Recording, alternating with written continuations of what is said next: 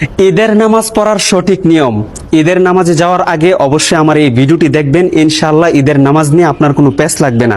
প্রথমে ইমামের পিছনে দাঁড়ানোর পর আপনি নিয়ত করবেন যে আমি মুক্তাদি হইয়া এই ইমামের পিছনে অতিরিক্ত 6 তাকবীরের সাথে ঈদুল ফিতরের 2 রাকাত ওয়াজিব নামাজ আদায় করিতেছি, আল্লাহু আকবার।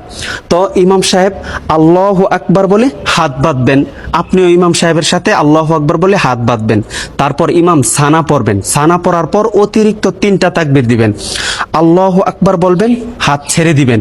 দ্বিতীয় তাকবীর আল্লাহু আকবার বলবেন, হাত ছেড়ে দিবেন। তৃতীয় তাকবীরের মাথায় আল্লাহু আকবার বলে হাত বেঁধে নেবেন। তারপরে ইমাম সাহেব সূরা ফাতিহা এবং অন্য আরো একটি সূরা মিলিয়ে রুকু সিজদা কমপ্লিট করে দ্বিতীয় রাকাতের জন্য দাঁড়াবেন। দ্বিতীয় রাকাতে দাঁড়ানোর পর ইমাম সাহেব প্রথমে সূরা ফাতিহা এবং অন্য আরো একটি সূরা মিলাবেন। সূরা মিলানোর পর রুকুতে যাওয়ার পূর্বে অতিরিক্ত আরো 3টা তাকবীর দিবেন। আল্লাহু আকবার বলবেন, হাত ছেড়ে দিবেন। দ্বিতীয় তাকবীর আল্লাহু আকবার বলবেন, ইমাম সাহেব হাত ছেড়ে দিবেন। তৃতীয় তাকবীর আল্লাহু আকবার বলবেন, হাত ছেড়ে দিবেন। চতুর্থ তাকবীরের মাথায় ইমাম সাহেব আল্লাহু আকবার বলে ডাইরেক্ট রুকুতে চলে যাবেন। রুকু সিজদা কমপ্লিট করে ডানে বামে সালাম ফিরিয়ে নামাজ শেষ করে দিবেন। ইনশাআল্লাহ আপনাদের নামাজ সহি হয়ে যাবে।